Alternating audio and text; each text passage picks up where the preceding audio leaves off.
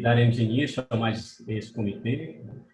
Desde a semana 16 de março, temos feito nesse formato online e, com certeza, tem sido de grande proveito, né, com os temas que foram trazidos à medida que ia tendo os acontecimentos assim, de mudança de modelo nas empresas, e a gente tem usado sempre o comitê como um aporte para essas mudanças que estão ocorrendo. E desde o último comitê, a gente mudou um pouco o formato. Tem acontecido várias coisas junto com as empresas, muitos movimentos vêm acontecendo e tem muitas experiências a serem compartilhadas. E desde o comitê passado, a gente tem feito uma roda de conversa com os empresários, né? Tivemos o prazer de, na semana passada, estarmos juntos com o Bruno Girão, da Betânia, e o Marinho, da Ibite, né? E foi muito rico o momento, com muita troca, mostrando o que aconteceu nos seus negócios, no mercado, e não vai ser diferente hoje, né? Temos o grande prazer de termos aqui com a gente o André, da Meia Sola, e também a Aline, da Natural. E mercados diferentes, e também tiveram movimentos diferentes nos seus negócios. E quem vai fazer justamente a mediação é o nosso querido professor Carlos Arruda, né? Também gostaríamos de lembrar, né, o André estava até falando poucos minutos atrás, a respeito dos movimentos que têm ocorrido no PAEX nos últimos meses, e 15 dias atrás, no último comitê, nós anunciamos que o PAEX ia vir com um novo formato, e a gente agora está no movimento com as empresas de mostrar como é que é esse novo formato. E eu queria trazer essa atenção, porque quem não foi procurado ainda vai ser procurado sobre essa nova abordagem do PAEX, trazendo todo esse aprendizado dos últimos meses. Tá? O Valdemar também vai fazer uma apresentação, vai ficar intermediando também as perguntas que vão surgindo durante as próximas horas. Né? Mas obrigado mais uma vez, e é um prazer tê-los junto conosco. Boa noite, pessoal. Um prazer muito grande estarmos juntos novamente no Comitê de Presidentes e contarmos hoje, como disse o Vitor, com a Aline, com o André,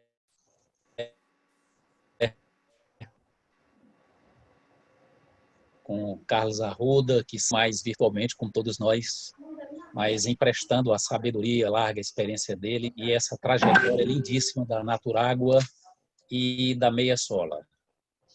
A gente sabe a importância do momento em que nos encontramos. Como disse o André aqui, antes de começar, no primeiro momento da pandemia global, em que todos nós fomos muito atingidos, o cuidado com as pessoas sempre é muito presente e vai aí para o período pós-Covid de uma forma muito forte.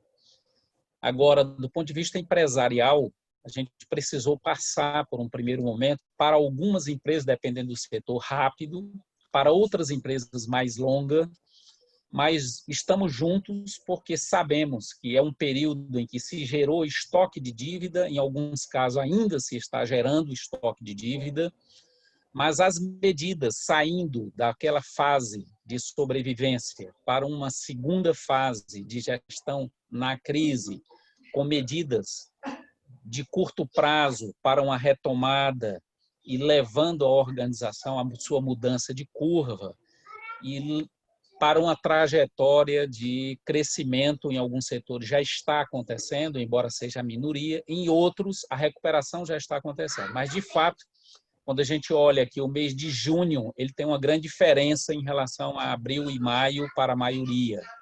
Sabemos que não é uma trajetória de tão curto prazo, é uma trajetória mais de médio prazo.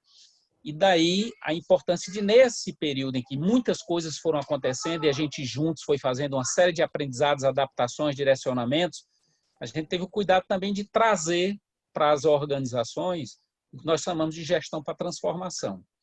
E essa é a grande alerta, são as experiências, são muito valiosas nesse momento, das duas organizações que trazemos hoje, e estamos aqui convidando os demais presentes a também participar, também ter um momento de contar um pouco da sua vivência, porque esse intercâmbio ele acaba sendo muito rico, nos faz estar juntos, permitindo aí um campo de força mais forte para uma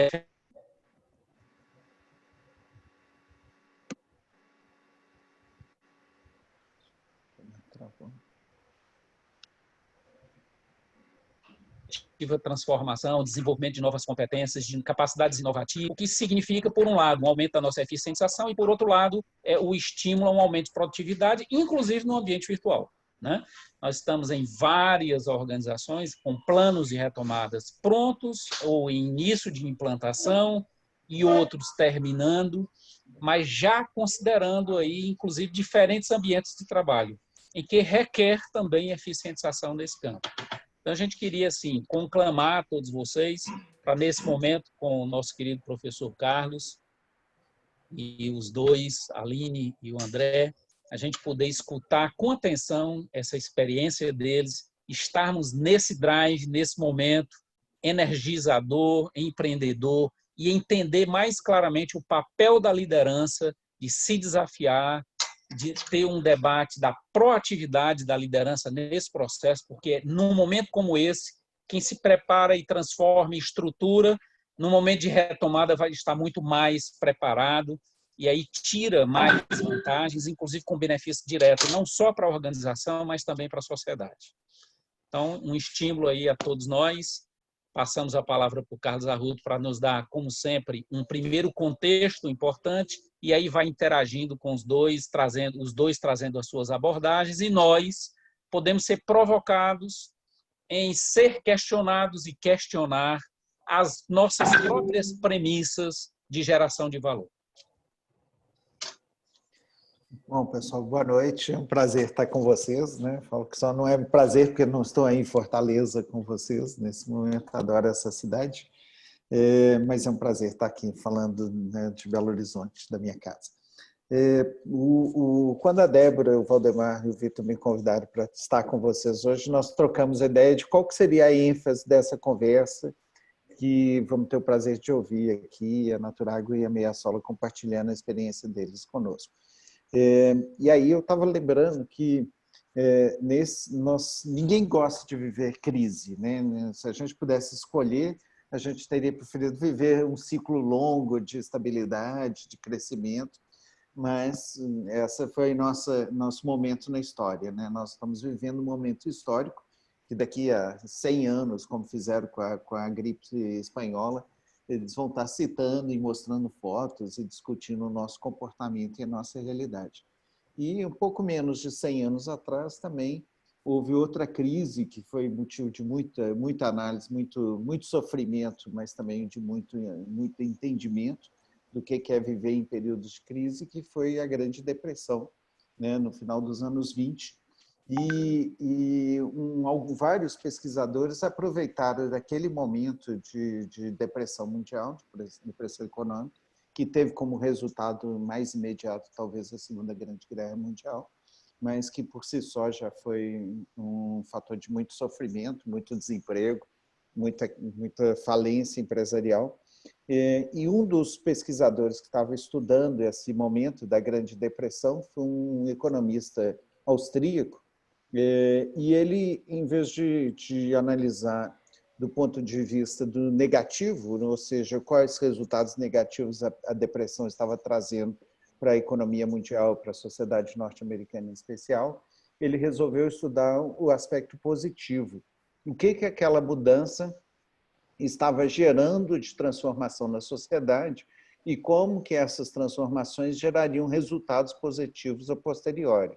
E ele cunhou uma expressão que depois virou uma referência, que ele chamou de destruição criativa.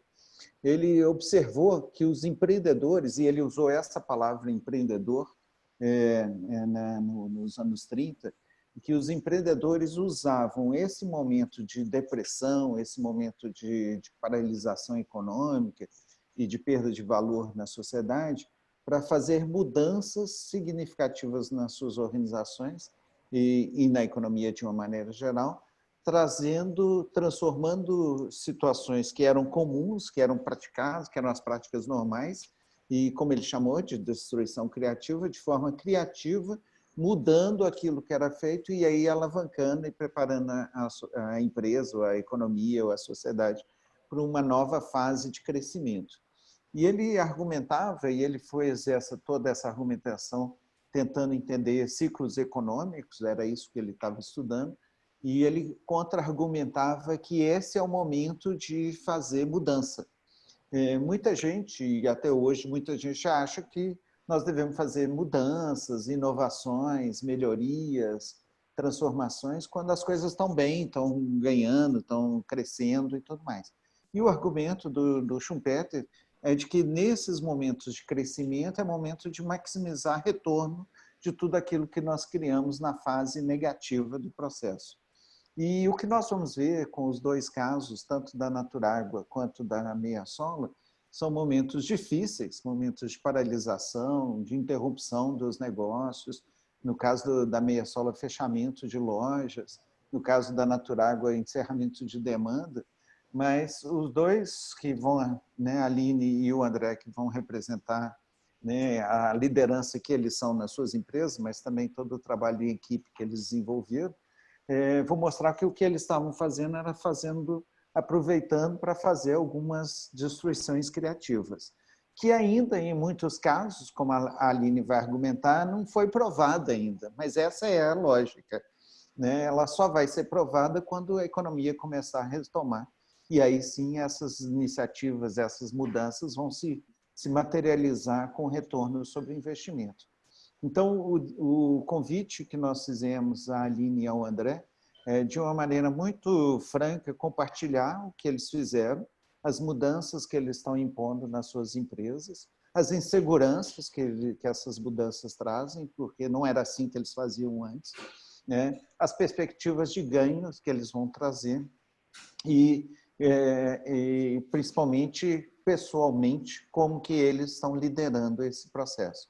Então, o convite que nós fizemos é que eles tragam uma apresentação, né, da sua prática, na perspectiva organizacional, mas também na primeira pessoa, né? O desafio pessoal que eles tiveram de, muitas vezes, superar alguns nãos, algumas barreiras, porque o que eles estão trazendo e que vão compartilhar com a gente aqui novas ideias. São destruições criativas, nada revolucionário, não fizeram, não reinventaram, né, nem as suas empresas, nem novas tecnologias, mas de uma maneira bastante interessante estão implantando e trazendo transformações que impactam o futuro de seus negócios.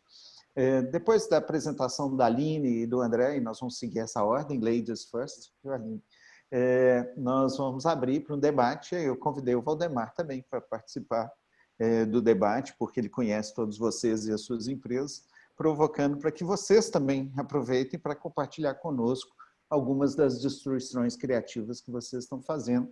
E aí a gente fecha com a reflexão. Estamos aqui testando o Schumpeter, né, num momento muito interessante de capturar experiências enquanto elas ainda estão acontecendo. Nós não estamos falando do passado, nós estamos falando do presente. Algumas coisas que a Aline e o André vão mostrar, eles vão provavelmente falar que fizeram ontem ou hoje de manhã, né, nas suas empresas. E é isso que a gente queria ouvir. Tá bem? Então, Aline e André, obrigado pela franqueza, pela honestidade da exposição de vocês desde já. E Valdemar e equipe, obrigado pelo convite. É um prazer estar com vocês. Aline, fala para você. Boa noite. É um prazer estar aqui sendo alvo desse convite. Agradecer ao Valdemar, a Débora, Carlos Arruda, que está partilhando desse momento junto com o André. Parece que a responsabilidade é enorme. Quando o Carlos Arruda me convidou, não teve todo esse preâmbulo tão significativo, né? E, basicamente, a gente conversou semana passada, porque a Fundação sempre acompanha as nossas mudanças, acompanha a nossa caminhada, e eles vivenciam muito do que a gente está fazendo de diferente, se adaptando, e me perguntaram se a gente teria disponibilidade para partilhar um pouco as mudanças que a gente está empreendendo na empresa. E, na oportunidade, eu falei, bom, só tem um problema. Tudo que a gente está fazendo, a gente está tirando no escuro.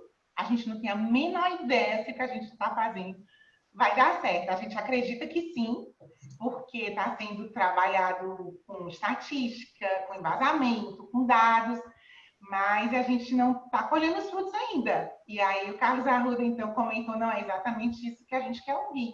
São as empresas que estão empreendendo, que estão ousando, que estão fazendo desse momento de adversidade, buscando algo novo. E por que a diversidade? Né? No caso de água mineral, a gente tem uma divisão bem clara. Tem o setor, tem a área que aumentou o volume, que cresceu, que a gente está indo muito bem, que é o segmento de garrafão retornável, de 20 litros, 10 litros, principalmente 10 litros, que as pessoas não têm mais quem ajude em casa. Então, a embalagem de 10 litros, que é uma exclusividade da Naturágua, retornável, a gente está vendendo bem. O 20 litros aumentou o volume, chegou a ter um pico de demanda gigantesco.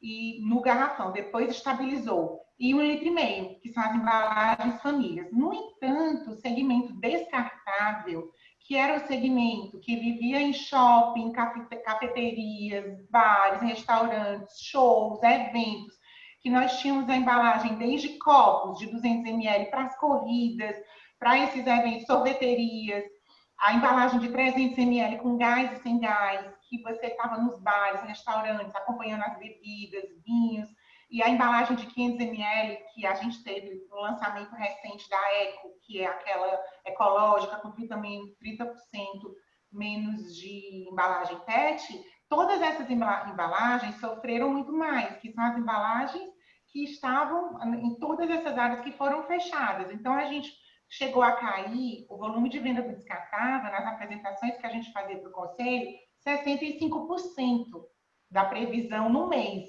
Praticamente, a gente teve que sustentar a empresa e todo o orçamento planejado, porque nós fazemos um orçamento, uma previsão, como vocês sabem, junto com a Fundação como vocês trabalham com a Fundação da Cabral, vocês sabem bem como é essa dinâmica, né? Então, a gente teve que reduzir despesas, cortar de imediato esses custos, para que a gente conseguisse manter o EBITDA, manter o lucro líquido e segurar toda a estrutura da empresa, todo o custo fixo, com essa embalagem retornável voltada para o público da família, do consumo de residência, que foi o consumo que cresceu no primeiro momento e depois estabilizou. Mas a linha descartável, que você vivencia aquele dia a dia frenético de quem trabalha com bebida alcoólica, é a mesma coisa, é aquela venda diária, equipe no mercado, tira o pedido, até tal hora do dia tem um corte, aquela mercadoria ela é preparada à noite, entregue em 24 horas, aquele ritmo frenético do descartável, que visita bares, restaurantes, lanchonetes, escolas,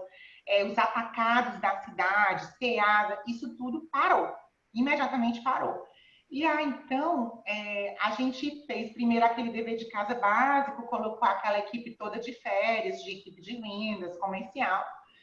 E a gente, depois de um segundo momento, que a gente percebeu que realmente ia se prolongar essa crise, principalmente nesse segmento de descartável, né? A gente meio que fez 2 movimentos. O do garrafão cresceu, avançou, e o do descartável mudou totalmente. E dentro da Naturágua, a gente tem 2 gerências, uma gerência que olha o retornável e uma gerência que olha o descartável. Obviamente, no segmento de supermercado, o descartável continua vendendo, mas muito mais embalagem família, 1,5 litro, 5 litros. No entanto, o atacarejo, que são os atacados, que também abasteciam esse segmento de consumo de bares e restaurantes, eles também caíram absurdamente. Então, que representou essa queda de mais de 65%. Então, a gente começou a fazer alguma coisa que já estava planejado e que já era um dever de casa muito antigo nosso. Quem trabalha com fundação sabe dos professores, já da época do Ulisses, do Miguel, as nossas monitorias de marketing, nós fizemos 2 monitorias de marketing. A gente sempre falava, estudava muito sobre a gente entender um pouco essa demanda, segmentar o mercado, os canais, trabalhar com mais inteligência. E no dia a dia, o que a gente fazia na Naturágua? A gente dividia as áreas por vendedor, áreas geográficas, e era aquele ritmo frenético, abertura de clientes, tantos clientes abertos por dia, positivação, cobrar número de vendas diárias, visitação, então é aquela loucura.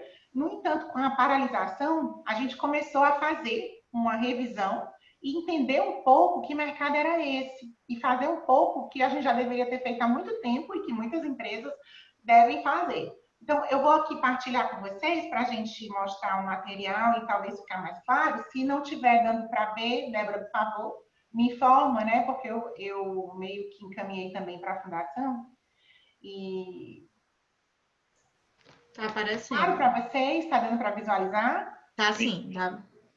Então, gente, a primeira coisa, eu tinha vindo recentemente de um curso de MBA que eu faço da Fundação Dom Cabral, lá em Minas, né? Eu tinha chegado no comecinho de março, lá de BH.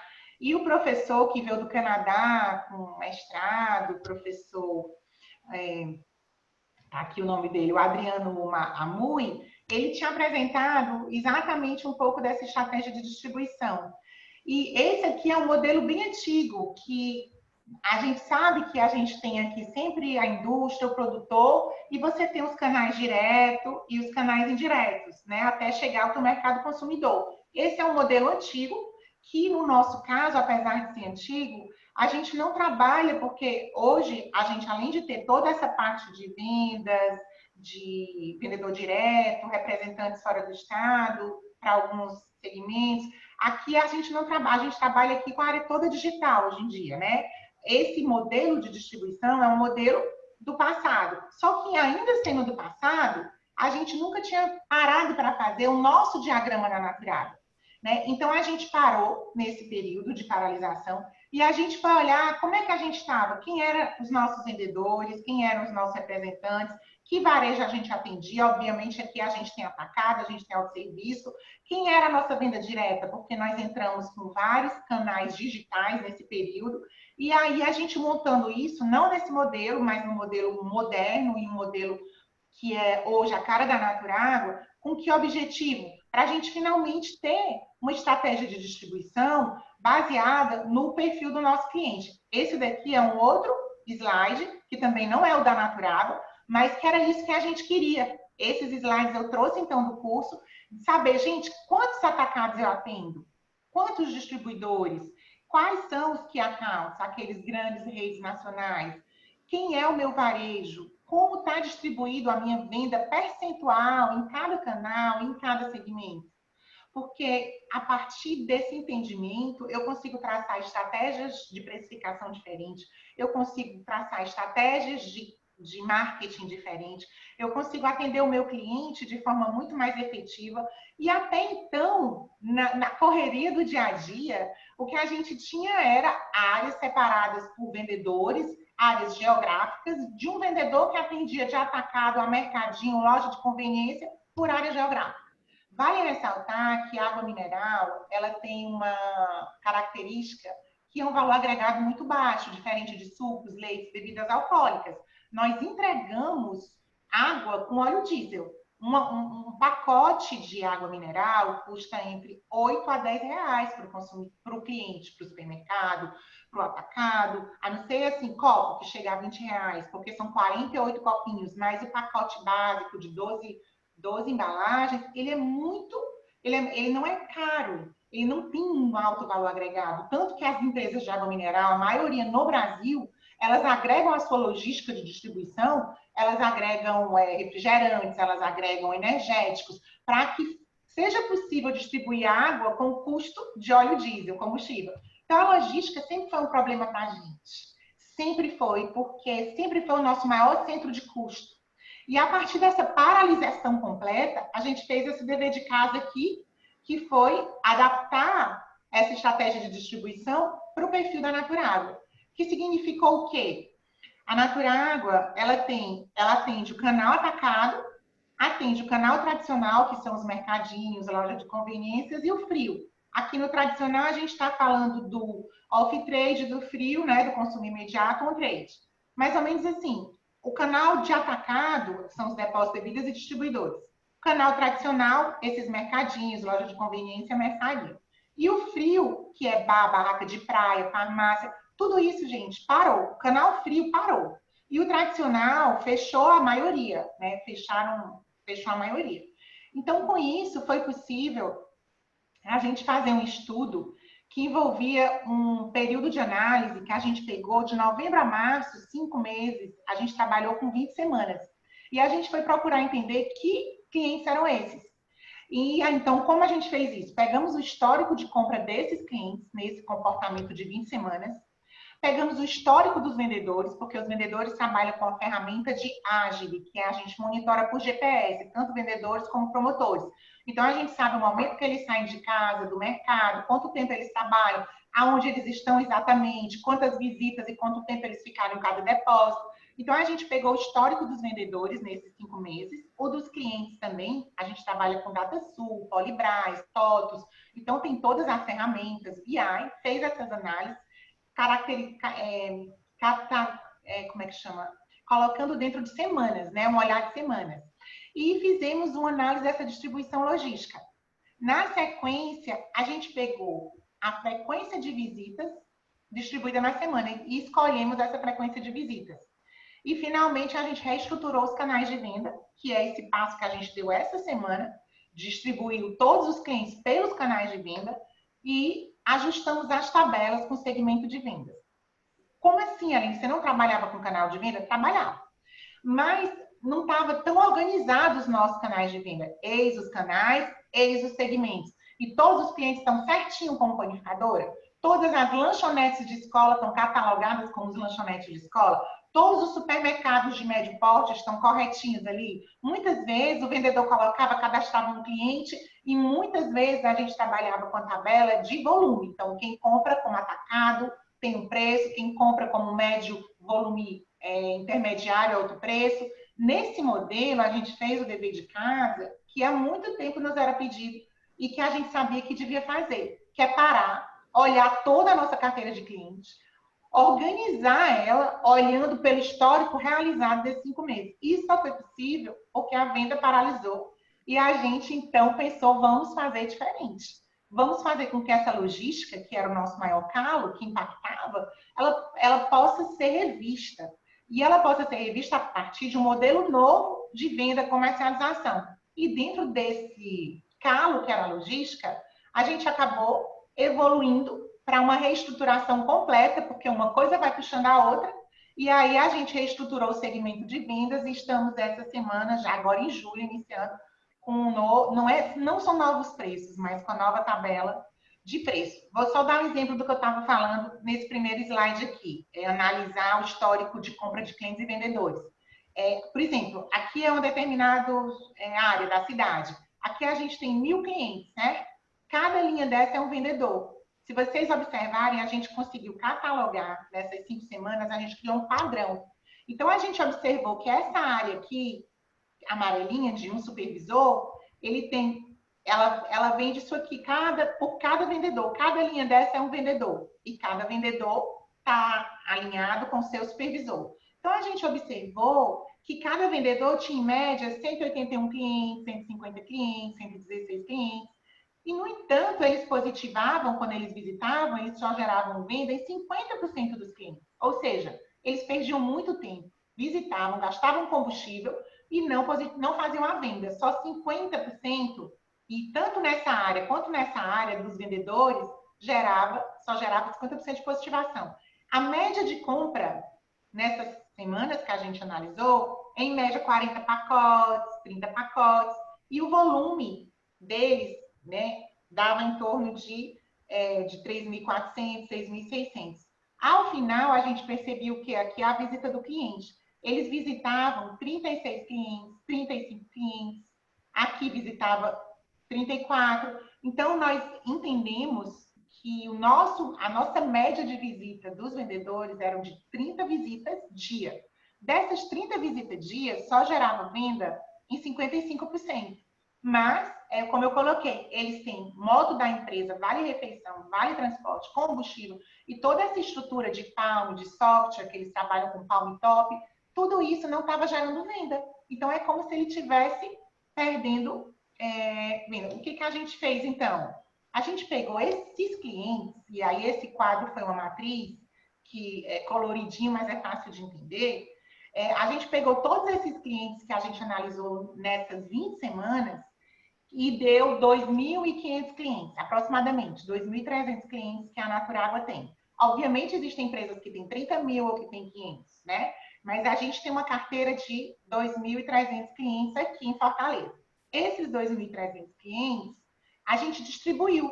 A gente parou e foi entender quem são eles. Então, nós descobrimos que existia uma quantidade de clientes, deixa eu só afastar aqui, existia 144 clientes que representavam 6% da carteira.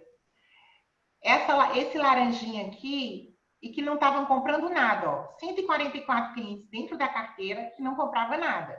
Aqui é o número drop size, a quantidade que eles compram.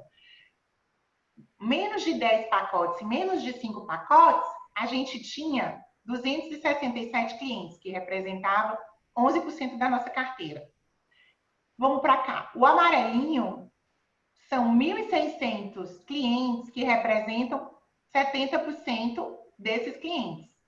E aqui a gente tinha os clientes que representavam 273,11. Quais seriam os melhores clientes para a gente trabalhar? Esse verdinho aqui. Por quê?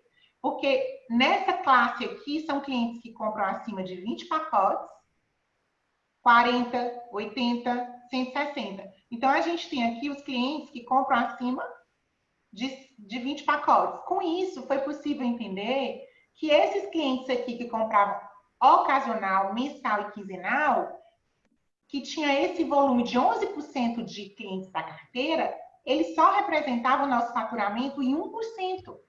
Ou seja, a gente perdia um tempo enorme visitando ou dentro da análise, porque eles são 11%.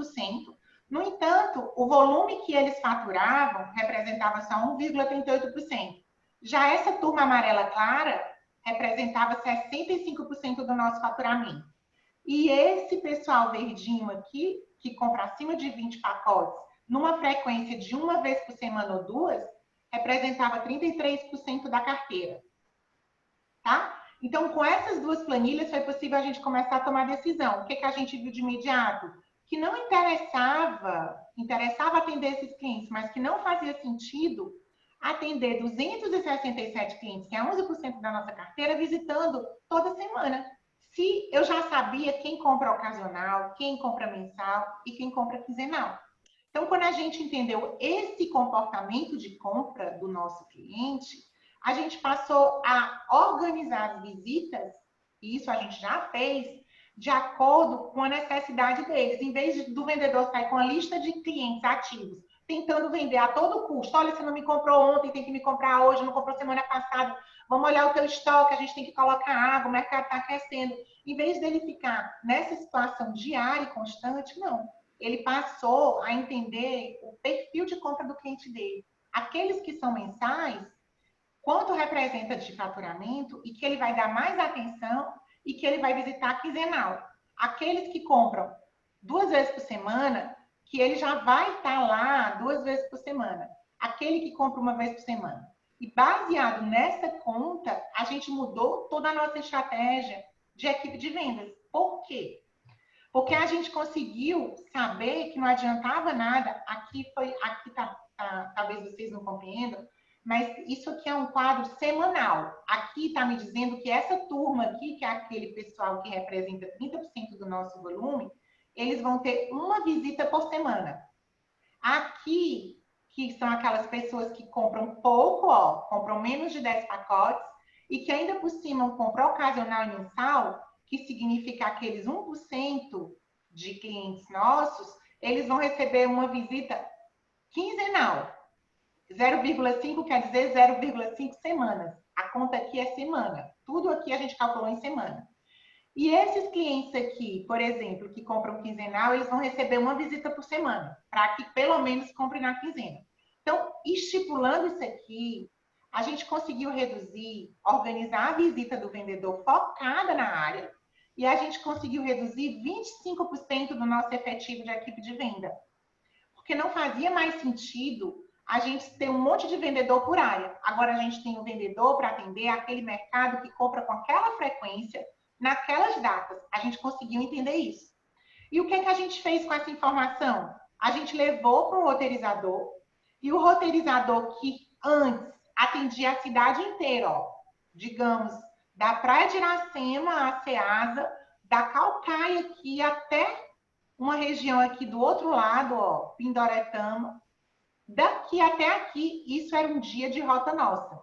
Isso aqui foi uma segunda-feira que nós atendíamos normal. Por quê? Porque o vendedor estava espalhado pela cidade inteira e ele não tinha aquela frequência de visita organizada e inteligente. A gente colocou no roteirizador e o roteirizador fez a seguinte estratégia. Ele organizou de forma que cada visita fosse concentrada por área e que a gente tivesse um menor custo logístico. E quando a gente projetou esses custos logísticos, a gente conseguiu uma redução de 14% na logística, que a gente até então, nesses meses todos, tentava e não conseguia.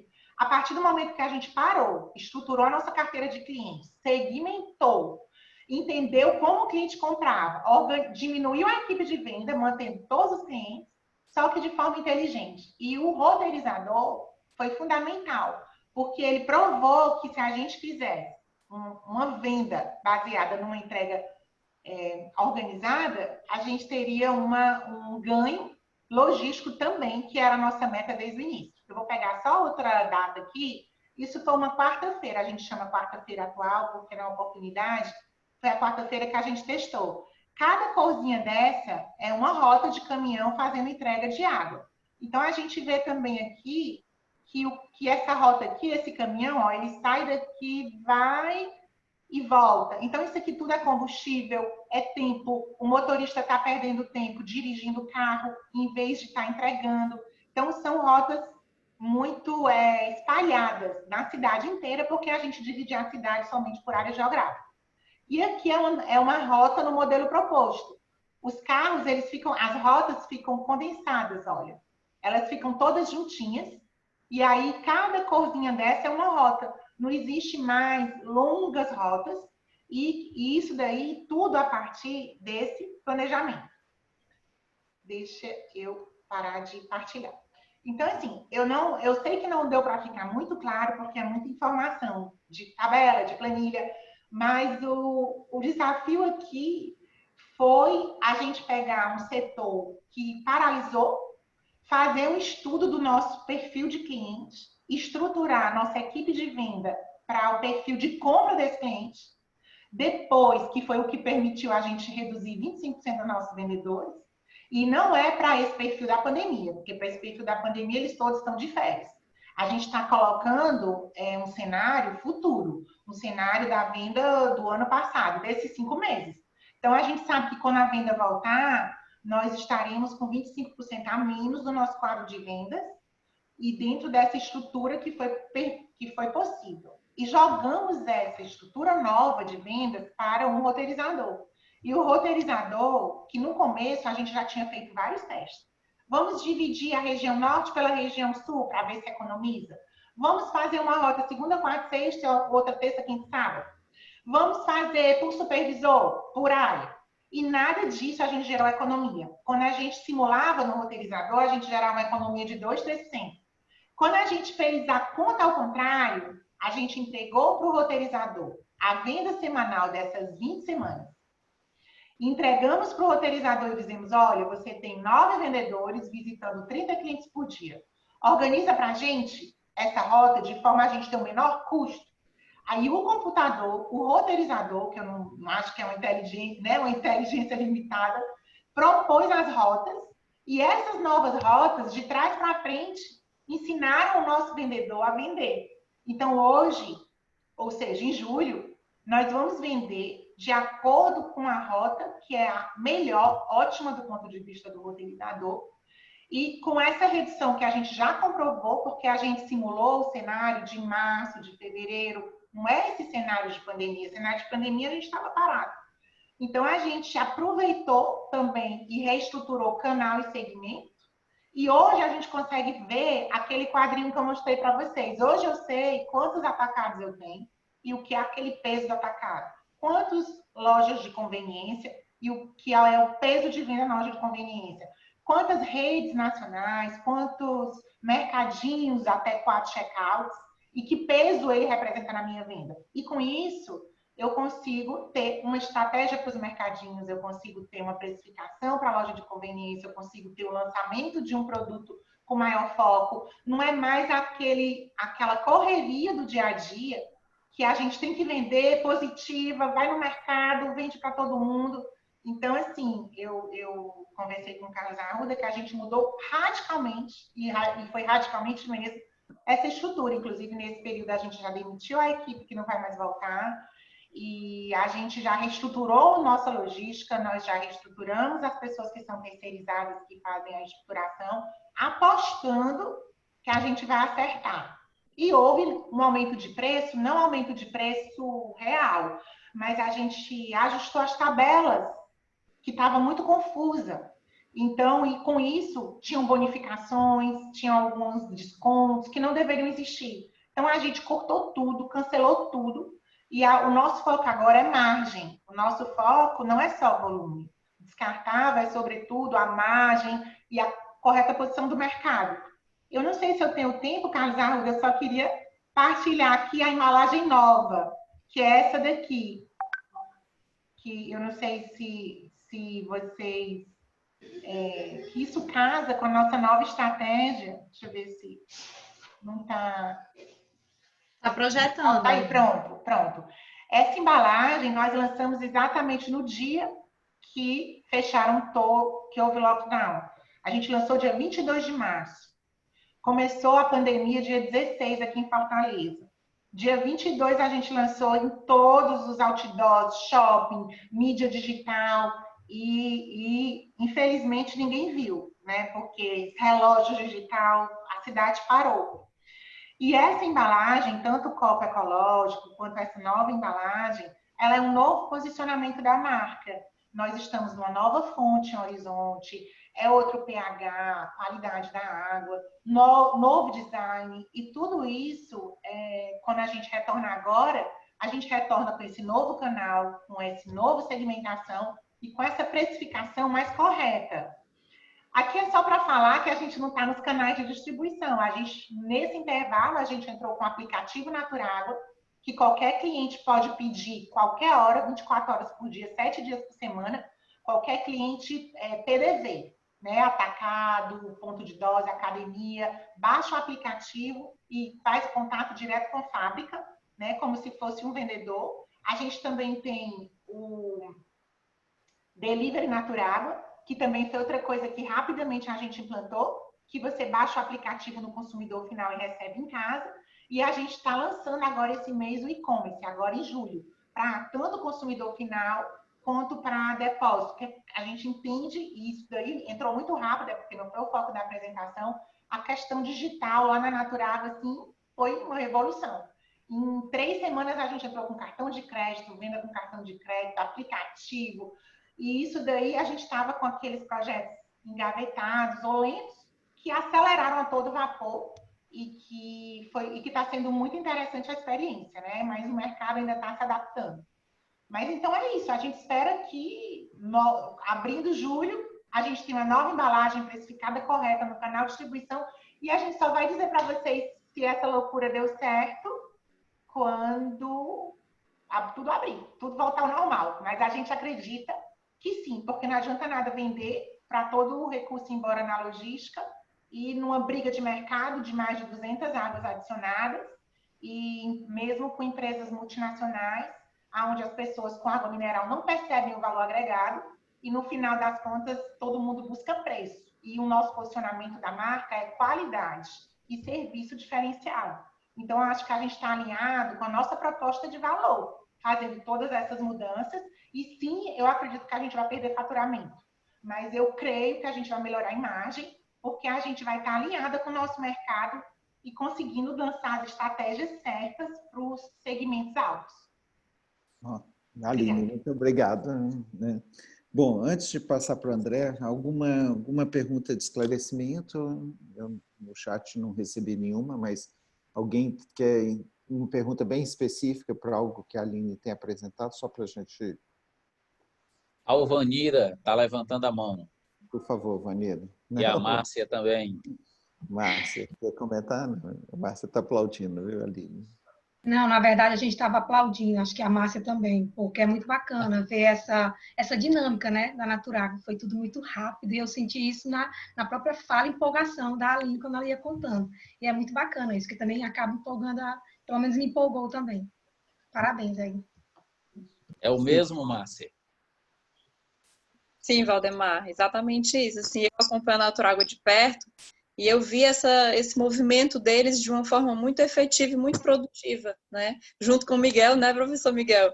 A gente acompanha de perto toda essa evolução e a capacidade da equipe de resiliência diante de tudo isso. Muito bacana. Parabéns, Aline. Raimundo, Professor quer Miguel, comentar? um comentário. O Raimundo está Raimundo desligado. Acho que Viana. seu áudio está fechado, Raimundo. Abriu o áudio, Raimundo Viana, nosso querido amigo e referência para todos nós aqui presentes. Aline, tô me ouvindo agora? Já estamos te Sim, ouvindo. estamos ouvindo. A Aline só cometeu um pecado, escondeu o lucro. Houve uma revolução dentro da empresa e eu diria que hoje a Naturago podia até prescindir da segunda planta industrial, se o desejasse. Claro que não vai fazê-lo, mas a empresa está altamente rentável, né? Eu não acredito nem que ela vai ter queda de venda, obviamente, nos garrafões e nas embalagens de 10 e de 5, porque ela se fez muito presente nesse momento. Enquanto os concorrentes vacilaram, né, ela foi muito ágil. E isso, com todos os cortes, com toda a revolução que foi feita, o lucro não caiu, pelo contrário, aumentou. Pode se defender. E é uma característica muito forte da Aline, diga-se de passagem, né, professor Raimundo Viana? Claro. Vamos trazer o André para a conversa e depois a gente volta para a Aline. André, você teve uma situação crítica de lojas fechadas, né? E várias marcas. Arruda, só aí o grande prazer de a gente estar novamente aqui também presente, a dona Tani. Estivemos juntos no ano passado ao vivo. O Valdemar está falhando, eu não estou conseguindo entender. Valdemar, oscilou um pouco o que você falou agora. Repito, só destacar o prazer de estarmos juntos novamente, dona Tani presente no ano passado. A gente teve um momento assim também com a presença dos dois e é um prazer, André, poder também compartilhar sua experiência. Obrigado aí, Valdemar. Sempre, quando mãe e pai estão presentes, a responsabilidade aumenta, né? Mas eu queria agradecer aqui também o convite, né, da Débora, do Valdemar, do professor Carlos. É sempre um prazer.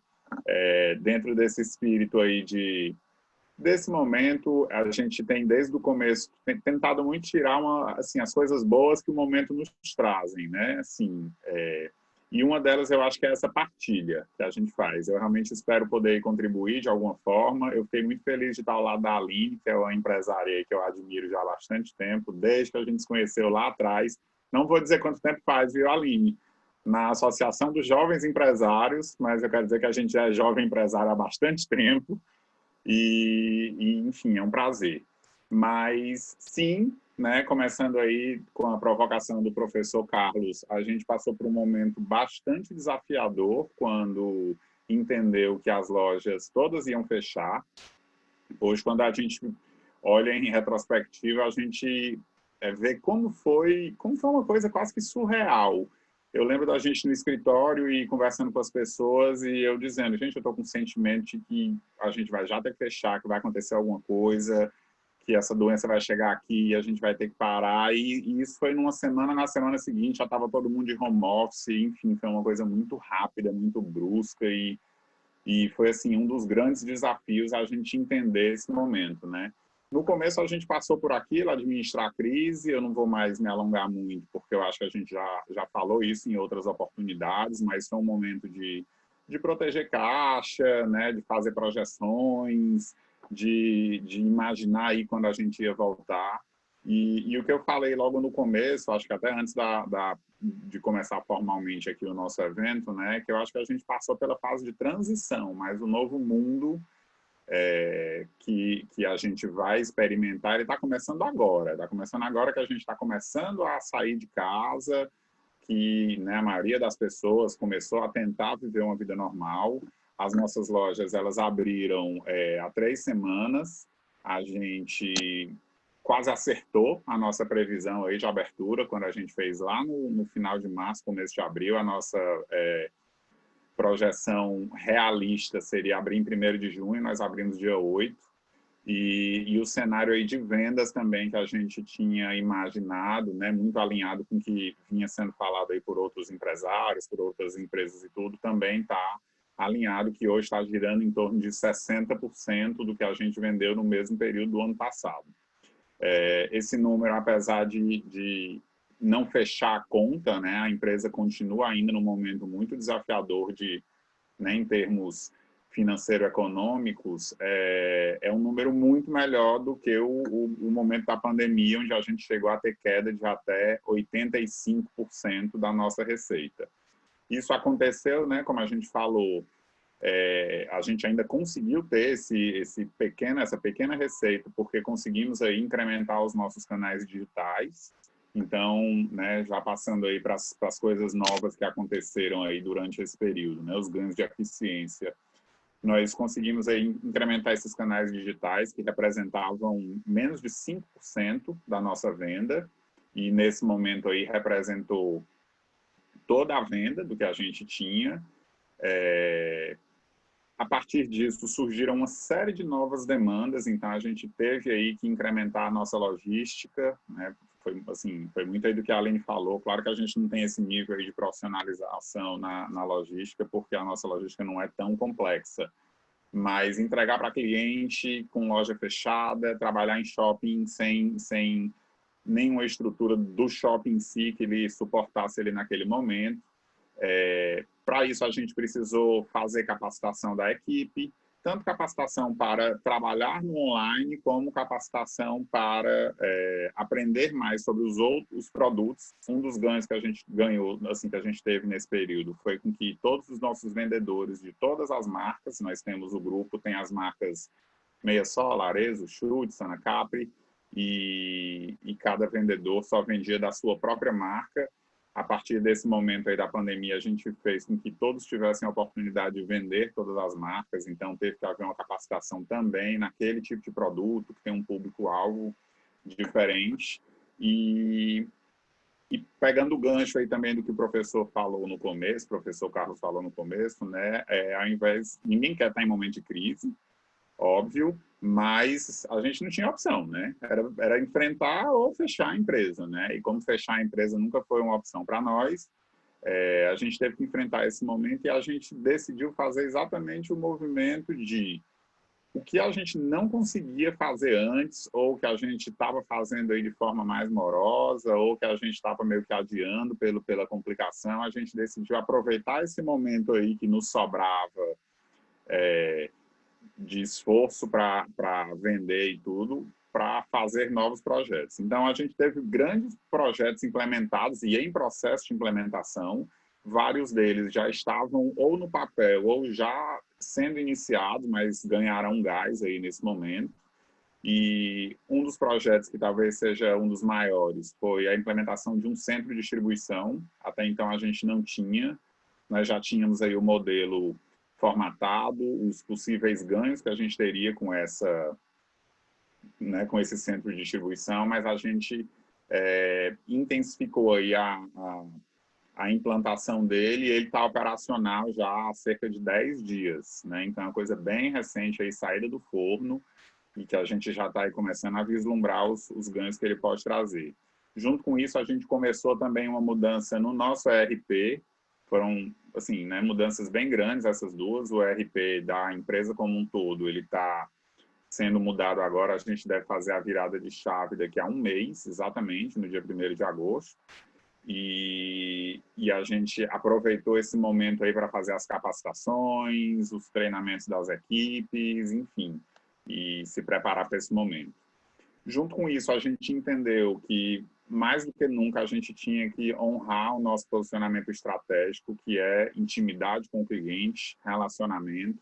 Então, junto com isso, a gente está implementando também, já está funcionando, um novo sistema de CRM, né, para gerenciar esse relacionamento com o consumidor de uma forma mais específica. A gente está vivendo aí um paradoxo que a gente quer um atendimento digital, mas ao mesmo tempo personalizado, né? Acho que todos nós aí temos aquele momento de raiva quando a gente liga para um call center e vem aquela voz mecanizada dizendo aperte 1, aperte 2, não entendi o que você falou, enfim. E a gente precisa aí, né, dar esse toque pessoal, mas ao mesmo tempo conseguir atender aí as dezenas de milhares de clientes que a gente tem aí nas nossas lojas. Junto com isso, e também um dos ganhos que a gente teve, né, nessa coisa da venda digital, quando eu falo em venda digital, é toda venda que não é feita presencialmente na loja, então pode ser até uma venda feita por telefone, uma ligação, mas isso é muito raro, a venda hoje a maioria dela é feita pelo WhatsApp ou pelo nosso próprio e-commerce. Então, junto com isso, a gente usa a ferramenta de WhatsApp Business com as funcionalidades que ela traz, mas a gente sentiu, além do aumento do WhatsApp, a venda pelo WhatsApp, um aumento do nosso e-commerce também. Ele já existia, estava ainda com um resultado incipiente. Eu ainda considero que está com um resultado incipiente diante do potencial que a gente entende que ele pode ter, mas a gente quebrou muito a cabeça aí para ter uma coisa boa e a gente agora mudou a plataforma do e-commerce sem entrar muito em aspectos técnicos, mas para que a gente tenha um e-commerce mais funcional, mais atrativo, né, e alinhado aí com o que o mercado oferece para o nosso tipo de produto, que é moda, né, que é um produto muito específico. E outras coisas que a gente fez, coisas às vezes que parecem bobas, mas que demandam também um esforço logístico, de organização, de estoque. A gente criou drive-thru nas lojas. Essa questão das vendedoras poderem vender todas as marcas fez com que a gente tivesse que criar aí também uma inteligência de gestão de estoque, mesmo com a existência do CD entre lojas, para que a gente conseguisse não perder venda, né? Nosso produto é um produto que tem grade, então não adianta eu ter aqui o par 35 se a cliente está aqui no momento querendo comprar um 37, né? Se eu não vou poder lá atender dessa forma. Mas esse novo mundo começou, a gente está sentindo aí os novos desafios, desafios de superar aí o baixo astral, que ainda faz parte muito do cotidiano de pessoas que estão doentes ou que estão com medo, né, da própria equipe que está entendendo, que precisa entender que nesse momento agora a gente vai estar tendo uma queda de venda, mas que a gente vai superar tudo isso. O empreendedor, eu acho que ele é um otimista por natureza, tem que ser, a gente tem que acreditar que o melhor vai acontecer e a gente, como a Aline falou, está acreditando que todas essas mudanças aí vieram para trazer novos resultados. Muitos dos investimentos ainda não né, se provaram aí funcionais, mas que vão ser no futuro, a gente acredita bastante. E, enfim, eu acho que era mais ou menos isso. Eu queria fazer só listar alguns pontos básicos aí, mas estou, claro, totalmente aberto aí para me aprofundar em algum ponto que pareça mais importante ou de maior curiosidade para alguém.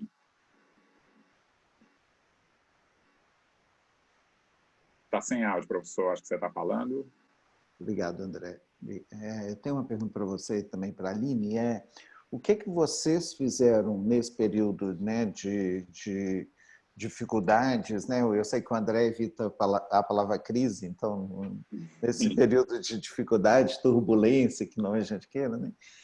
Que vocês já tinham pensado em fazer, mas não tinham acelerado, ou seja, estava já no pipeline, né? Outro dia conversando com um empresário do setor de saúde, ele falou, tudo que nós fizemos, a gente já sabia que a gente teria que fazer, mas a gente estava adiando, né?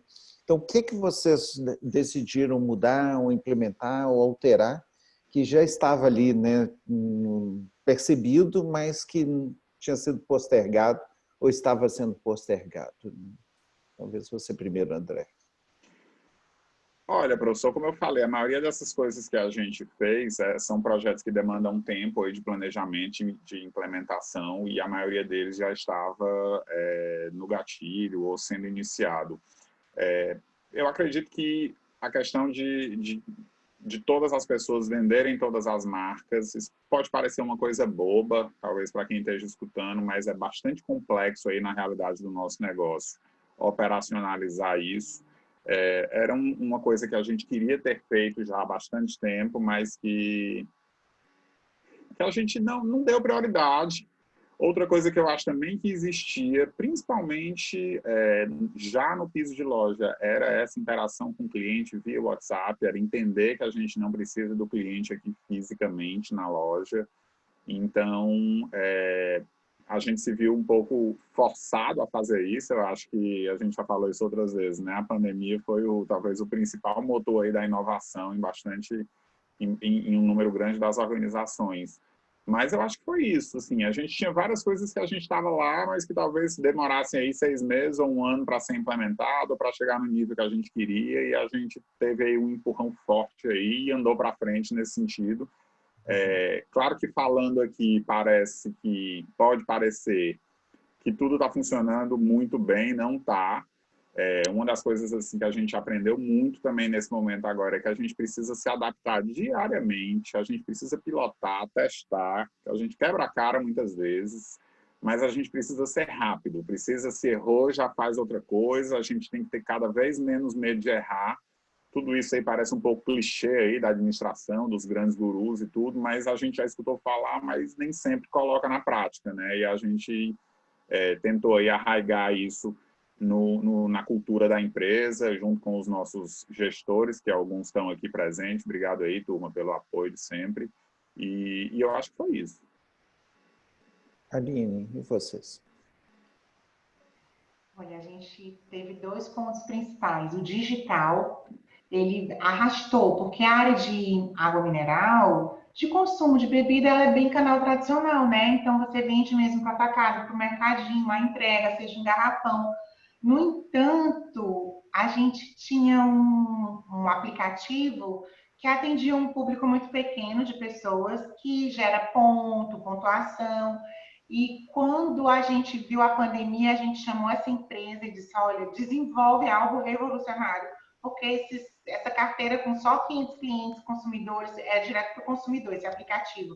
Não interessa, eu quero algo que tenha post de venda, bom, que ele possa comprar com cartão de crédito, que a gente possa divulgar, porque as pessoas elas vão querer essa ferramenta digital. E eles, meio que em tempo recorde, fizeram a proposta, a gente aprovou algo que a gente sabia que tinha que fazer, que era dar uma incrementada no nosso aplicativo. Só que o cliente de garrafão, ele prefere ligar para o mercadinho da esquina e o mercadinho deixa na residência dele. E o aplicativo não, o aplicativo, que é para esse público mais jovem, ele de repente, ele tomou uma proporção muito grande. Então, a gente chamou esse desenvolvedor do aplicativo para ele dar um upgrade, incluir cartão de crédito, e isso foi bem, bem rápido da parte dele, também com todo o nosso esforço, que era algo que a gente meio que deixava para lá. Não, tem esse público aí de 400, 500 pessoas que pede pelo telefone, que pede pelo aplicativo, mas a gente não considerava. Com a pandemia, a gente deu foco nisso e no e-commerce. A gente tinha um projeto que estava desenvolvendo bem há 10 meses, um e-commerce, um site novo, que se a pessoa quisesse fazer aniversário, entrava lá e tinha sugestão, um churrasco, com kit. A gente estava desenhando há meses e ninguém saiu do lugar. Com a pandemia, eu digo, gente, o e-commerce tem que entrar e entrar com cartão de crédito, e entrar para consumidor final, para o PDV, a gente tem que fazer a logística, a entrega. Então, o e-commerce também deu uma acelerada. Já o app Naturágua, que é um aplicativo para o ponto de venda, que qualquer mercadinho pode baixar, esse tinha entrado 2 semanas antes. E ninguém tinha ligado para ele, porque a pandemia não estava batendo na porta. Quando a pandemia entrou, eu disse, gente, graças a Deus, porque se os clientes quiserem, eles estavam com medo dos vendedores, eles não queriam mais receber. Então, a gente tinha acabado de lançar essa ferramenta, que é o B2B, né? Falando assim, os 2 que eu falei, e-commerce e o Delivery Naturágua, é B2C, é para o consumidor. O B2B é exatamente essa ferramenta do aplicativo, que inclusive o vendedor ganha comissão normal, como se fosse um vendedor vendendo, mas que viabiliza o cliente comprar, fechar o bar 10 horas da noite, meia-noite, e fazer o pedido, já cai na plataforma da TOTS da Naturágua, e já é um pedido, o vendedor fica sabendo, já vai ser comissionado. Mas essa plataforma entrou 2 semanas antes, entrou assim, na segunda quinzena de fevereiro. E quando começou essa loucura, na segunda quinzena de março, a gente tinha essa ferramenta pronta. Então, não foi que acelerou, mas foi uma antecipação muito importante. E essas duas do B2C que a gente acelerou para desenvolver. Outra coisa muito estratégica que a gente tinha acabado de lançar era o Select, que é um sistema de RH todo integrado para todos os funcionários da empresa. Então, de repente, todas as informações de Covid, de pandemia, de cuidados, de saúde, de quem trabalha, de quem não trabalha, a gente tinha uma ferramenta que todos os funcionários baixavam no celular, que é como se lá eles têm férias, lá eles sabem tudo de salário, é como se fosse o RH completo no celular. E essa ferramenta a gente tinha também há poucos meses lançado. Então foi assim maravilhoso ter essa ferramenta, ter lançado, porque era como a gente dava informações, amanhã não vai ter tal turno, home office 50%, além de todos os outros reforços. Mas, por exemplo, o Select, ele divulgava um live como esse, e o operário de todo o grupo ele tem acesso, digamos, né? Não entrar no live, mas a saber uma entrevista que eu desse, o RH postava. Então, ela não tem filtro, não é só para diretor ou para gerente.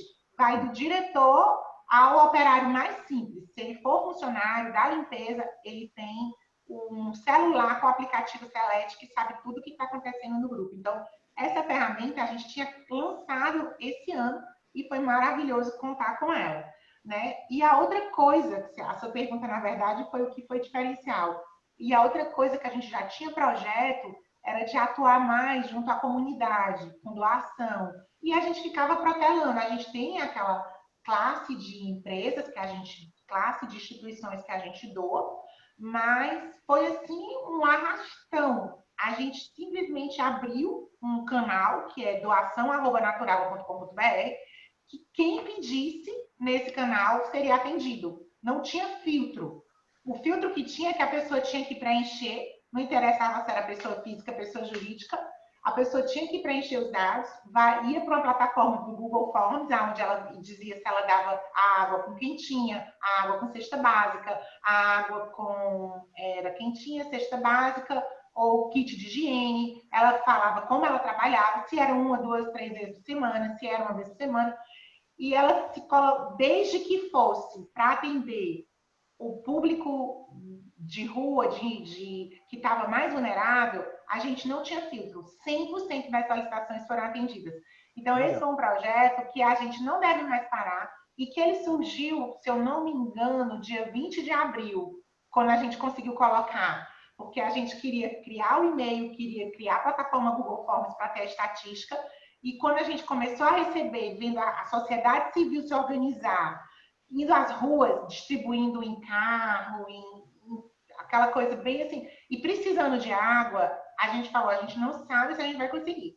Mas eu tinha na cabeça que se a gente não conseguisse suprir a demanda, eu sabia que eu ia buscar na Associação de Água Mineral, eu ia buscar nos concorrentes, mas eu tinha que tentar. Então, a gente abriu esse canal e era o que já estava no nosso coração, porque a gente só doava garrafão para as instituições fixas, né? Tipo o Shalom, essas instituições que a gente já tem catalogado, né? Abrigo dos Pobres, e de repente a gente abriu para o público que fazia esse trabalho através de doação. E esse projeto ficou belíssimo, porque nós atingimos, nós vendemos não, que é dado, né? Nós atendemos mais de 45 mil pessoas, porque todos os projetos prestam conta, né? Casa da Sopa, todas as religiões, grupo de cigano, espírita, cristão, todas as doações que existiam.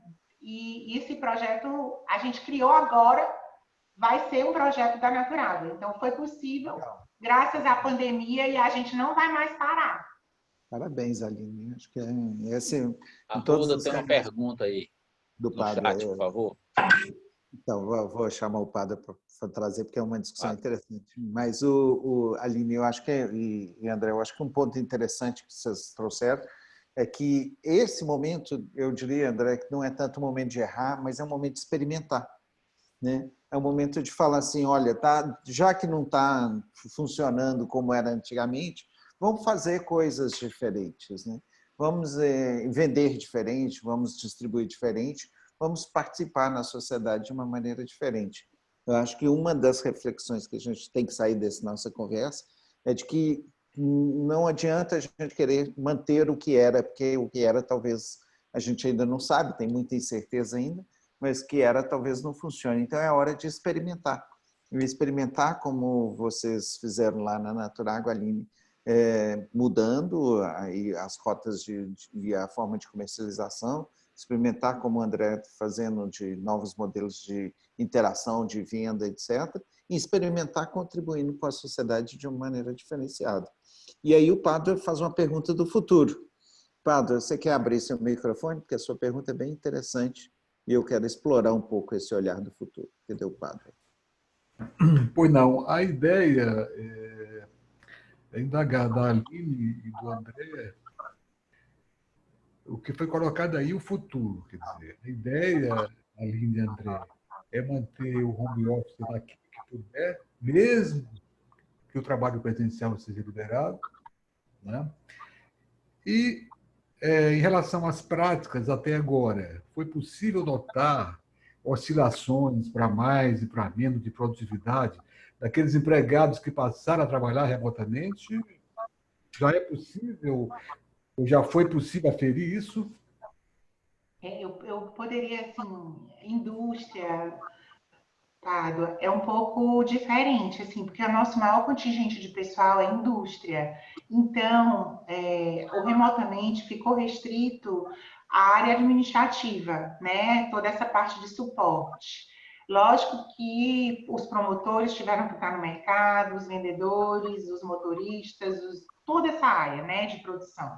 Então, na área de suporte mesmo, contabilidade, compras, marketing, que ficou todo home office, a própria área administrativa de vendas, né, que recebia os pedidos, faturamento, que era tudo remoto, a gente mandou quase todo mundo para casa mesmo, foi 100% da empresa no momento que ficou home office, quase ninguém lá, no seu RH, segurança do trabalho, porque tinha todo aquele controle que foi incansável, né, de formação.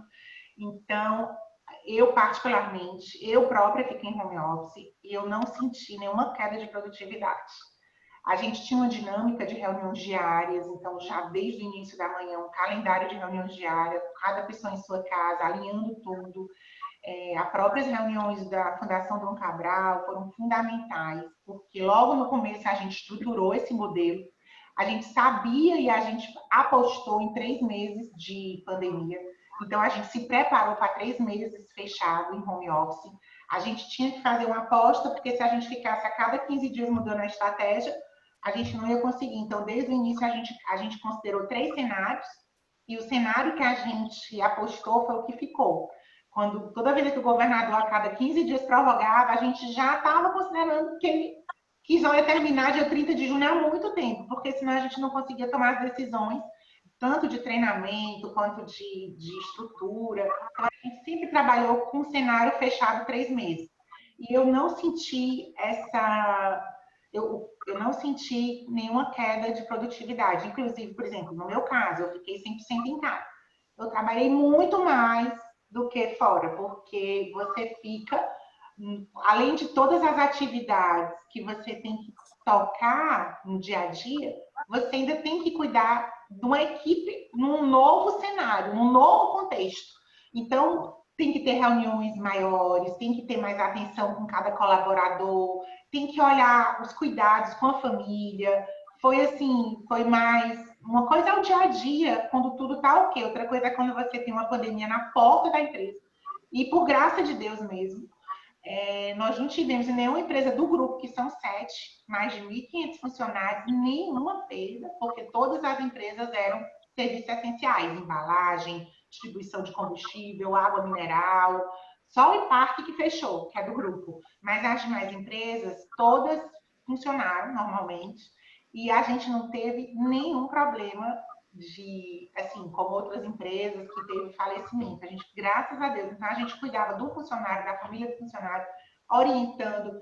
E então eu acho que houve uma sobrecarga. E uma coisa importante que a gente notou é que a equipe de produção, a equipe operacional, ela ficou mais unida, ela ficou mais consciente, ela valorizou mais o trabalho.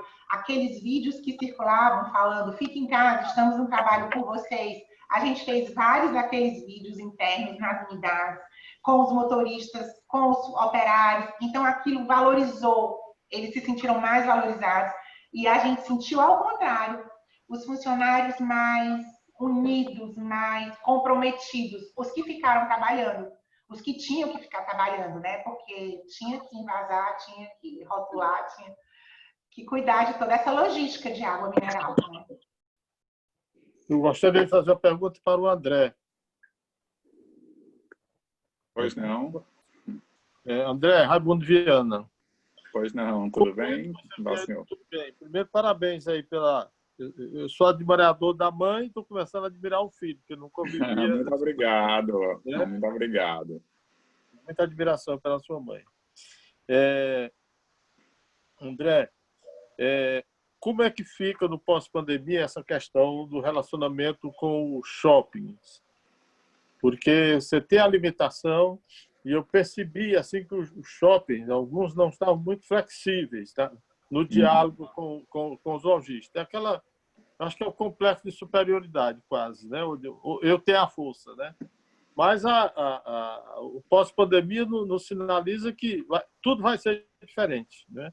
E as lojas de ruas também tendem a crescer, o contato com o cliente pelos outros meios de comunicação, de comercialização. Vocês estão pensando, dentro do planejamento de vocês estão vendo já o amanhã na relação com o shopping, em relação à loja de shopping, ou não contemplaram esse cenário ainda? Tá. Vamos lá. Eu vou tentar ser breve, só para não deixar sem resposta a pergunta também do Pádua, né, Pádua? Eu acho que a coisa do home office... Desculpa aí, Sr. Raimundo, só para finalizar aqui. Eu acho que a questão do home office é um assunto que está sendo muito discutido. Eu sinto que tem muitas pessoas aí que estão achando que eu não vou ser uma empresa moderna, atual, se eu não fizer home office. A nossa visão é de ser um pouco mais cauteloso. A gente tem lá uma estrutura montada, e sim, a gente entende que a consolidação da cultura ela é muito mais complexa se ela for feita remotamente. Então, a gente não tem intenção de, no momento, fazer, sei lá, uma equipe permanente em home office, coisas desse tipo. A gente tem, talvez, a intenção de, para um projeto especial, poder contratar uma pessoa de qualquer lugar do mundo, porque ela está lá e pode fazer o trabalho home office, né? Ou então, para que a gente, eventualmente, um dia na semana, 2 dias na semana, que é até o que está acontecendo agora, porque a gente ainda não voltou 100% para a administração, ter essa questão do home office. Mas acho sim, como a Aline disse, que a gente trabalhou muito mais quem estava em casa. E aí, talvez por conta do momento, que foi um momento muito turbulento, eu não consigo lhe dizer se houve ou não perda de produtividade, porque eram tantas novas demandas e a gente tinha que trabalhar até tarde, tudo, que realmente eu não consigo ser preciso e dizer funciona ou não funciona, né? Mas para a equipe de gestores, principalmente, eu acho que a gente tem uma equipe muito comprometida e a gente conseguiu aí render bem no home office, mas a ideia não é ser permanente. E aí, passando aí para... Espero ter satisfeito aí a resposta. Passando para a pergunta do seu Raimundo. Na verdade, a gente tem um relacionamento com os shoppings de bastante tempo. O shopping é um grande parceiro, é quase um sócio também, porque, né, o custo de estar no shopping é muito alto. Mas a gente teve, assim, na grande maioria dos nossos shoppings, a gente teve bons parceiros, eles foram muito compreensíveis, inclusive dando isenção até total do aluguel, durante o período que a gente estava fechado. Então, claro que a gente tem outras questões a pensar, né? Essa migração do cliente, possível migração para uma loja de rua, até por conta de um drive-thru. Isso é uma coisa que está no nosso farol, mas a gente entende aí um movimento talvez mais de médio prazo, e eu acho que isso aí vai afetar os shoppings realmente de uma forma bastante importante, é que, com o aumento do digital, de catálogos digitais, de venda feita online, inclusive na própria loja, né? Por exemplo, hoje, se você for num Magazine Luiza, talvez ele tenha lá alguns modelos de televisão, mas muitas vezes o vendedor diz, não, mas esse modelo eu não tenho, mas eu mando entregar na sua casa, direto do meu CD. Enfim, e isso pode fazer com que a gente precise ter lojas menores, né? Eu acho que é uma visão aí, eu acho que essa coisa do real estate, do negócio shopping enquanto área comercial, isso aí pode ser uma coisa que no médio prazo tem um grande impacto, porque as pessoas vão querer continuar indo ao shopping, mas vão aceitar não ter mais todos os produtos expostos, vão aceitar receber em casa daqui a um dia, dois, ou talvez daqui a algumas horas, e isso sim pode ser uma coisa que os shoppings tenham aí que se reinventar. Mas passando agora especificamente para o momento que a gente estava, os shoppings foram sim parceiros, negociaram aluguel, diminuíram bastante as despesas rateadas de condomínio, isentaram fundo de promoção, que é a propaganda, né, que o shopping faz. Enfim, então a gente foi, assim, entende que os shoppings foram bastante parceiros. Continuamos tentando novas negociações com os shoppings, porque o nosso movimento ainda não está o que esteve no mesmo período do ano passado. Nas nossas projeções, até o final do ano, ainda teremos queda em relação ao ano passado, mas quedas menores, né? O percentual de queda vai diminuindo ao longo do ano, mas para que a conta feche, a gente precisa sim ter essa negociação com os shoppings ainda nos próximos períodos, e isso está sendo feito até por opção dos próprios shoppings mês a mês. Então, mês a mês, eles estão analisando como está o movimento, como que o público está se comportando. A gente agora está aberto só com um horário reduzido, isso também tem um impacto direto nas vendas, a gente não sabe exatamente quando vai poder voltar para o horário integral, então todas essas questões aí estão sendo analisadas. Espero ter respondido. Respondeu. Muito obrigado. Respondeu. Obrigado também, foi um prazer. Obrigado, Simon. Obrigado, André.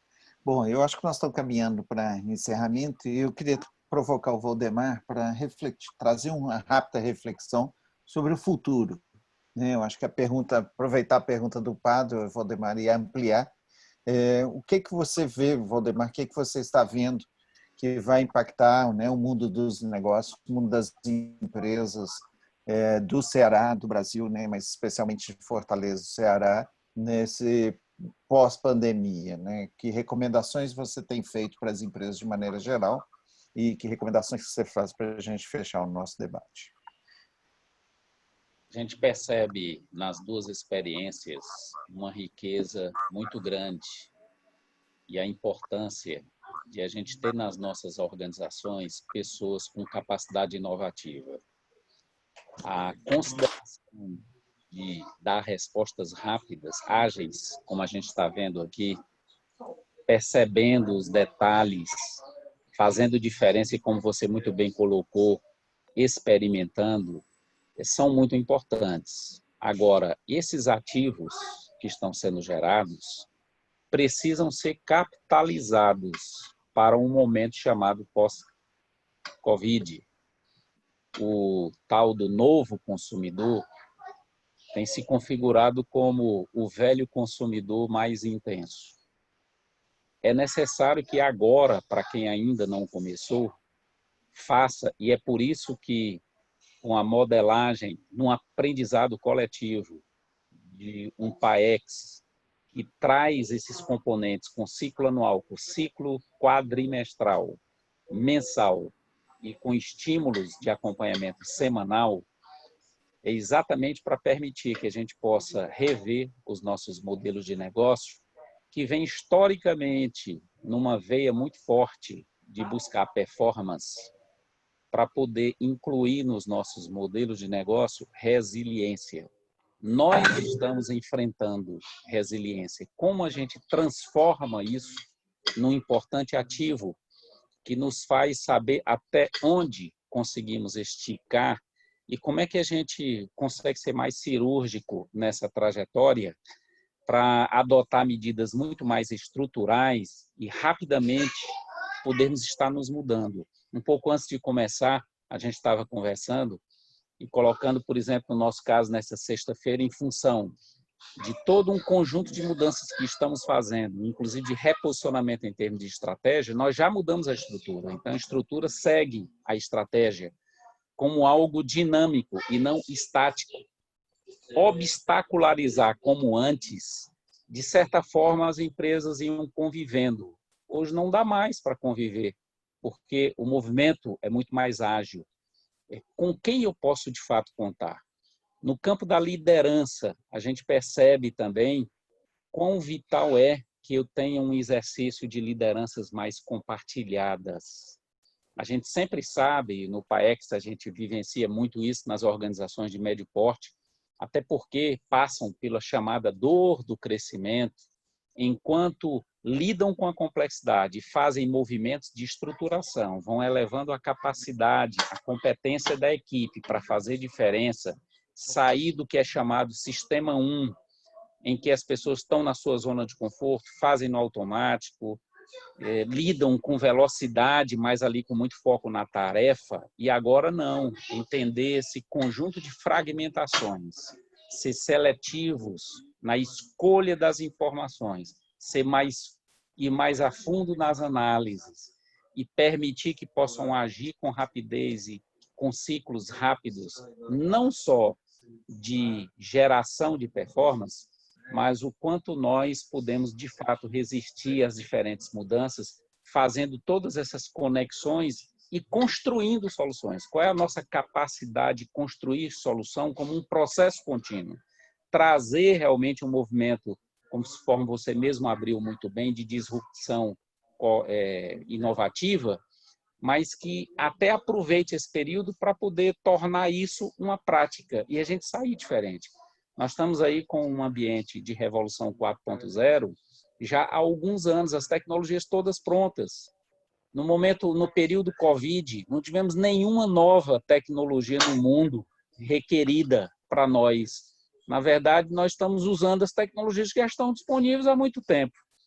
E que havia um movimento ou de acomodação prática ou de resistência por um aspecto cultural e que esse efeito positivo do Covid está desmascarando isso. Você mesmo, Carlos, participou com o Dr. Cabeto num momento como esse aqui, em que me lembro que no primeiro semestre do ano passado, num plano de 100 dias lá, havia uma das iniciativas foi o desenvolvimento que foi implementado do IntegraSUS, que está fazendo uma enorme diferença para o país, o que o Ceará está fazendo nesse momento em função de um IntegraSUS que foi implantado em julho do ano passado.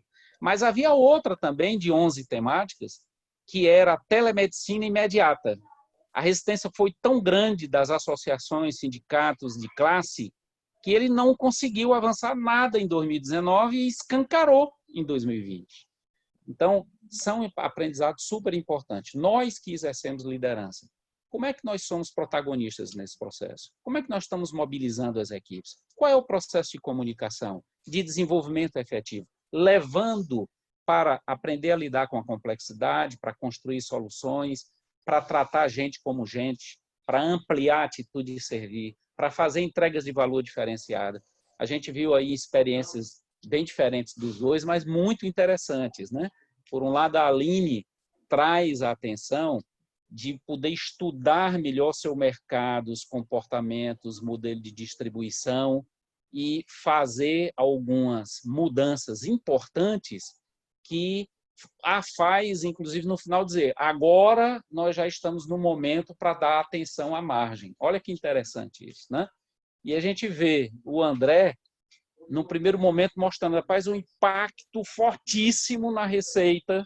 Tivemos que entrar no digital e o digital fez toda a diferença nesse momento. Mas olha que ativo interessante em pessoas. A gente sabe também a complexidade que é você poder lidar com diferentes marcas e que ele, inclusive, tinha isso muito bem separado, com equipes muito preparadas para cada ambiente, com lojas com uma proposta de valor interessantíssima, muito atrativa, e, de repente, essa turma passa por um movimento revolucionário de aprendizado num ambiente caótico como esse. Polivalência. Para polivalência, para um comportamento multidisciplinar. Quer dizer, a capacidade dessas pessoas hoje, que são as mesmas, é outra. Nós já estamos vivendo nos dois ambientes outra organização. É outra Naturágua e é outra empresa meia sola e com todo o seu portfólio de marcas e sua complexidade, né? Então, acredito que a gente tem que incorporar, é claro, né, o que a gente chama de fase 3, gestão para transformação, passa por uma série de revisões de proposta de valor, de modelo de negócio, de questionar as premissas, né, de absorção de novas tecnologias, de elevação de capacidade, de mudanças das lideranças, cujos temas a gente já vem trazendo nos comitês de presidente, discutido, dialogado, e vem trazendo com os nossos professores, gestores de relacionamento nas empresas, tratando caso a caso, mas a gente tem que se manter juntos para sair numa trajetória muito mais fortalecidos. Olha o aprendizado entre diferentes setores que a gente está tendo aqui, que riqueza. No nosso ambiente no Ceará e no Rio Grande do Norte, em torno de 40 organizações, só aí no ambiente médio porte, sem falar nos de grande porte, que nós também já retomamos aqui as suas execuções. E quando a gente leva para o país, em torno de 600 empresas, em que estamos trocando figurinha toda semana sobre os ambientes dessas 600 empresas. Isso é um aprendizado fantástico e, sem dúvida, a gente tem que caminhar para um legado diferenciado, para incorporar essas, digamos, novas competências e novos ativos nas nossas organizações. Não podemos deixar perder isso. Obrigado, Valdemar. Bom, Aline e André, muito obrigado por compartilhar de maneira tão franca, né, o que vocês estão fazendo. Vou combinar com a Débora que daqui a 6 meses a gente fazer um outro webinar desse e aí convidá-los para falar, e aí, né, tá dando certo ou não? Nós temos que aprender tudo com vocês, né? Nós temos no nosso relacionamento um programa chamado PGA, que o Valdemar conhece, ele já foi meu aluno, o Honório, que estava aí também online, foi meu aluno lá, e lá no PGA a gente tem um professor, um vietnamita canadense chamado Cui, e ele é um homem de futuro, ele está sempre perguntando, e o futuro, e o futuro? E nós perguntamos para o Cui como que está o futuro, a minha internet está um pouco estável aqui, e ele disse uma coisa muito interessante, ele disse, o primeiro ponto de recomendação, é que o futuro, esse futuro que nós vamos viver agora, ele vai requerer um processo contínuo e permanente de aprimoramento. Todas as nossas empresas vão ter que passar por uma reflexão do que nós podemos fazer, Aline, como você fez, né, com a logística, com a distribuição, para fazer aquilo que a gente fazia de uma maneira diferenciada e melhor. O segundo ponto que ele chamou atenção, e aí, senhor Raimundo, talvez seja, né, a diferença do executivo, do acadêmico e do conselheiro, né, é que ele fala o seguinte, que o momento não é de resultado, o momento não é de EBITDA, o momento é de preservação do negócio, é de sustentabilidade do negócio. É pensar que nós temos que garantir que essas empresas, né, Meia Sola, Naturágua e todas as outras que estão aqui conosco, continue existindo e continue conosco daqui a 6 meses, daqui a 1 ano. Se chegar no fim do ano sem lucro, já foi lucro. Já, exatamente. Se estivermos aqui para gerar lucro para os próximos anos. Então, ele traz muito fortemente essa reflexão de que o momento é o momento da sustentação do negócio. E aí, André, é isso mesmo. O terceiro ponto é experimentar. Fazer diferente significa experimentar o que nós nunca fizemos, e isso requer da liderança uma atitude diferente. E eu estava conversando com ele, ele falava, o papel do líder agora é um líder tenso, um líder que não relaxa, o líder que está o tempo todo perguntando, e aí, o que nós podemos fazer mais? O que nós podemos fazer diferente? Um líder que vai trazer perguntas como a do Pádua, e o futuro? Vai mudar, vai continuar o que era, vamos voltar atrás? Então, eu acho que eu termino com essas reflexões do Cui, e que são muito schumpeterianas na maneira de ser, que essa é a hora de manter atenção no negócio, preservar o negócio, talvez buscar formas de fazer diferente o que vocês sempre fizeram, talvez buscar formas de gerar receita diferente do que vocês sempre fizeram, mas preservar essas empresas. E daqui a 6 meses a Débora vai nos convidar para uma nova rodada para a gente ouvir o resultado de tudo que vocês fizeram. Já está agendado previamente. Obrigado a todos pela Muito obrigado. participação, por terem ficado conosco esse tempo todo. Obrigado, Aline, obrigado, André, obrigado, Valdemar, aí, pelas suas contribuições e obrigado a todos que participaram. Obrigado, Carlos. Obrigada, Muito obrigado, um Maestria abraço a de todos. sempre, né? Vamos fazer agora um breve fechamento, né? Aos dois, né? Sem dúvida, não só pela disponibilidade, mas pela pujança, pelas mudanças, pela trajetória, muito interessante. A gente agora, para encerrar esse momento, vocês se lembram que no último comitê de presidentes, após a roda de conversa, nós fizemos uma breve apresentação, inclusive de contexto, e finalizamos mostrando as principais mudanças e opções para o PAEX remodelado. Então, eu queria pedir o Vitor só para lembrar um último quadro, para mostrar os dois modelos que nós já estamos conversando com várias empresas, já fizemos essa conversa inicial, mas é sempre um bom momento, por favor.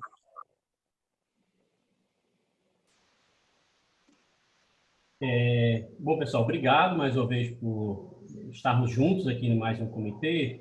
E 15 dias atrás, no último encontro, nós mostramos esse modelo que foi a remodelagem do PAEX, baseado na experiência que nós tivemos nos últimos 3 meses, onde podemos aproveitar em momentos digitais ou presenciais, inclusive aumentando a quantidade de entregas que o atual PAEX vem